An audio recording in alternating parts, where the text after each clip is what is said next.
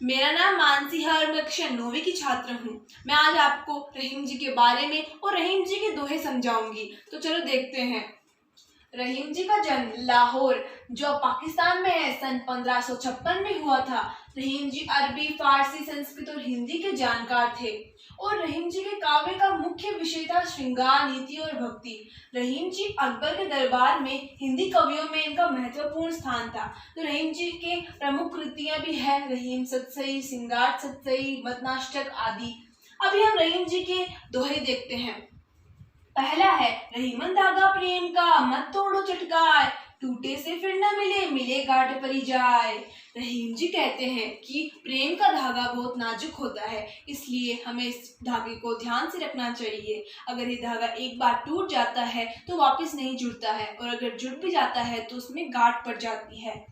रहीमन निज मन की बीता, मन ही राखो गोय, सुनी अठिले लोग सब, बाटी न लेह कोई। रहीम जी कहते हैं कि हमें अपनी मन की बीता यानी मन का दुख अपने मन में ही रखना चाहिए। अगर हम दूसरे लोगों को बताते हैं तो वह हमारा मजाक उड़ाते हैं, उसे बांट के कम नहीं करते। एके सादे सब सदे, सब सादे सब जाए, रहीमन मूल ही सींची बो, फूल फली अघाय। रहीम जी कहते हैं कि अगर हमें एक समय में एक ही कार्य करना चाहिए, क्योंकि अगर हम बहुत सारे कार्य एक समय में करते हैं तो हमें वह फल नहीं प्राप्त होता है। और उसी प्रकार जिस प्रकार हम पेड़ को जितना ही सींचेंगे हमें उतने ही फूल प्राप्त होंगे और फल प्राप्त होंगे। चित्रकूट में रमी रही, रहीमन अवध नरेश, जा पर विपदा पड़त है, सो आवत यह देश। चित्रकूट एक मनोरम्य और धार्मिक प्रदेश है। जिस पर मुसीबत पड़ती है वह शांति पाने के लिए इस प्रदेश में खींचा चला आता है। राम जी पर मुसीबत पड़ी थी, इसलिए वे अपना राजपाट छोड़कर चित्रकूट में रहने आए थे। दीर्घ दोहा अर्थ के आखिर थोड़े आई, जो रहीम नट कुंडली सिमटी कूड़ी चढ़ी आई। इसका अर्थ यह है कि दोहा चाहे कितना भी छोटा हो लेकिन उसका अर्थ बड़ा और मूल्यवान होता है। उसी प्रकार जिस प्रकार एक नट अपने कर्तव्य के दौरान अपने शरीर को समेट कर कुंडली मारकर बाहर निकलता है तो उसका शरीर छोटा लगने लगता है। अगला दोहा है धनी रहीम जल पंख को, लघु जिये पियत अघाय, उदती बढ़ाई कौन है, जगत पियासो जाय। रहीम जी कहते हैं कि कीचड़ का पानी तो छोटे छोटे जीव जंतुओं को भी तृप्त कर देता है, लेकिन उस समुद्र की क्या बढ़ाई करें जिसका पानी खारा होता है और जहाँ से दुनिया वापस लौट जाती है। बिगड़ी बात बने नहीं, लाखों करो गिर को, रहीमन फाटे दूध को, मथी न माखन होए। बिगड़ी हुई बात को हम चाहे कितना भी बनाने की कोशिश करें लेकिन वो वापस नहीं बन सकती है। उसी प्रकार जिस प्रकार हम फटे हुए दूध को कितना भी मथे लेकिन हम माखन नहीं बना सकते। नात रिजितन देत मृग, नरदन हेत समेत, ते रहीम पशु से अधिक, रिजेहु कछु न देत। गान के स्वर पर मोहित होकर हिरण अपने आप को शिकारी को सौंप देता है। उसी प्रकार एक मनुष्य प्रेम पर अपने मान, सम्मान, धन और न्योछावर कर देता है, लेकिन वह इंसान तो जानवर से बदतर होता है जो दूसरे लोगों से खुशियां जरूर पा लेता है लेकिन उन्हें कभी कुछ भी नहीं देता है। रहीमन देखिए बड़ेन को, लघु न दीजिए डारी, जहाँ काम आवे सुई, कहाँ करे तरवारी। रहीम जी कहते हैं कि अगर हम बड़े लोगों के साथ में रहते हैं तो हमें छोटे लोगों के साथ में साथ नहीं छोड़ना चाहिए, क्योंकि कहाँ क्या पता कि जहाँ सुई काम आए वहाँ तलवार का क्या काम हो। रहीमन निज संपत्ति बिना को न विपत्ति सहाय, बिनु पानी जियो जलज को, नहीं रवि सके बचाए।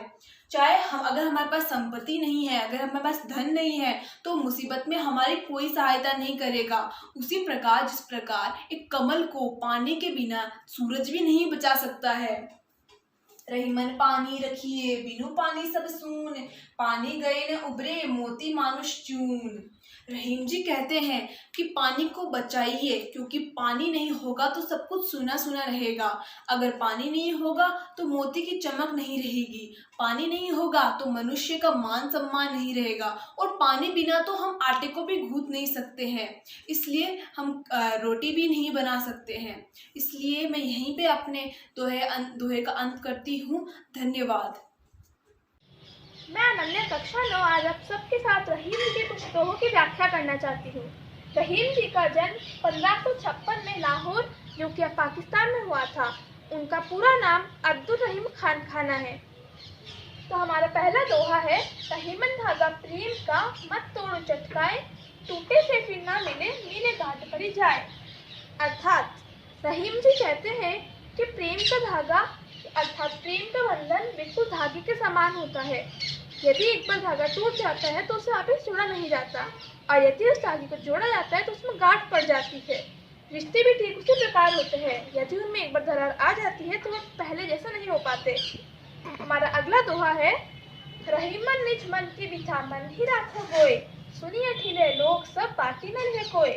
अर्थात रहीम जी कहते हैं कि हमें अपने मन की पीड़ा या दर्द अपने मन में ही रखना चाहिए, हमें उन्हें दूसरों से बताना नहीं चाहिए, क्योंकि यदि हम उन्हें दूसरों को बताएंगे तो वह हमारे मजाक ही उड़ाएंगे, जिससे हमारी पीड़ा कम नहीं होगी। हमारा अगला दोहा है, एक ही साथ सब सधे सब साधे सब जाए, रहीमन मोने इसी चिको फूले फले अघाए। इसका अर्थ है हमें एक बार में एक ही कार्य करना चाहिए। यदि हम बहुत सारे लक्ष्य को एक साथ प्राप्त करना चाहेंगे तो हमारे हाथ कुछ नहीं लगेगा। ठीक यदि हमें पौधे से फल या फूल प्राप्त करना है तो हमें उसकी जड़ों को सींचना होगा। चित्रकूट में रमी रहे रहीमन अवध नरेश, जा पर विपता पड़त है सो आवत ये देश। अर्थात जब राम जी पर विपता पड़ी थी, जब वह वनवास गए थे तो वह चित्रकूट जैसे रमणीय वन में रुके थे। कहा जाता है कि चित्रकूट बहुत घना व अंधेरा जंगल था। रहीम जी कहते हैं जब किसी पर विपता पड़ती है तो वह ऐसी जगह ही आकर रहता है। अर्थात विपता में मनुष्य कोई भी कठोर से कठोर काम कर सकता है। अगला दोहा है, दीर्घ दोहा अर्थ के आखर थोड़े आही, जो रहे नटकुंड ली सिमटी थोड़ी चली जाही। रहीम जी कहते हैं कि उनके दोहे में भले थोड़े से अक्षर हो परंतु उनका अर्थ बहुत गहरा होता है। ठीक उसी प्रकार जब कोई नट अपने बड़े से शरीर को छोटी सी कुंडली में से निकाल कर बाहर आ जाता है, उसी प्रकार रहीम जी के दोहे है। हमारा अगला दोहा है, धनी रहीम जलपंख को लघु जिए पिए अघाए, उदती बढ़ाई कौन है जगत पियासो जाए। अर्थात रहीम जी कहते हैं कि कीचड़ का वह थोड़ा सा जल भी बहुत धन्य है, जिसे पीकर छोटे छोटे जीव अपनी प्यास तृप्त है, परंतु सागर का वह बड़ा सा जल, इतना सारा जल यदि वह किसी के कार्य नहीं आता तो उसका कोई अर्थ नहीं है। इसका अर्थ है कि यदि हमारा शरीर जितना भी बड़ा हो, जब तक हम किसी की सहायता नहीं कर सकते हमारे कुछ काम नहीं आता। नाथ रीजे चलते मृग नर्धन हेत समेत, ते रहीम पशु से अधिक रीझु कुछ न देत। अर्थात जिस प्रकार मृग मधुर सी ध्वनि को सुनकर अपना सब कुछ न्यौछावर करने को तैयार होता है, उसी प्रकार हमें भी अपने धन को न्यौछावर करने के लिए तैयार रहना चाहिए। वह मनुष्य जानवरों से भी बदतर होता है जो अपने धन को किसी दूसरी की सहायता के लिए इस्तेमाल नहीं करता। बिगड़ी बात बने नहीं लाख करो किन कोई, रहीम फटे दूध को मथे न मक्खन होए। अर्थात बिगड़ी हुई बात लाखों प्रयास करने पर भी वापिस पहले जैसे नहीं हो पाती। ठीक उसी प्रकार हमारा अगर दूध फट जाता है तो उसे जितना भी मथे उसमें से मक्खन नहीं मिल पाता। इसलिए हमें कोई भी बात बोलने से पहले 100 बार उसे समझ लेनी चाहिए, क्योंकि बात बिगड़ने पर वापस पहले जैसे नहीं हो पाती। रहीमन निज संपत्ति की बना केन न बीती, सहाय बिन पानी जो जरज को नहीं रवि सहे बचाए। अर्थात रहीम जी कहते हैं कि जब हमारे पास धन होता है तब हम किसी भी विपत्ति से निकल जा सकते हैं, परंतु धन के बिना हम किसी भी विपत्ति से बाहर नहीं आ सकते। रहीमन पानी रात किए बिन पानु सब सून, पानी गए न ऊपरे मोती मानस चून। अर्थात रहीम जी ने इसमें पानी को 3 अर्थों से बताया है। पहला अर्थ है मनुष्य का पानी उतर जाना, अर्थात अगर मनुष्य में विनम्रता नहीं होगी तो उसका पानी उतर जाता है। दूसरा है मोती, यदि मोती का पानी उतर जाता है अर्थात उसकी चमक उतर जाती है तो कोई भी उसे पसंद नहीं करता। और जब तक चून मतलब आटे में पानी को नहीं मिलाया जाता वह कोमल नहीं हो पाता और किसी के काम नहीं आ पाता। तो धन्यवाद, ये है सारे रहीम के दोहे।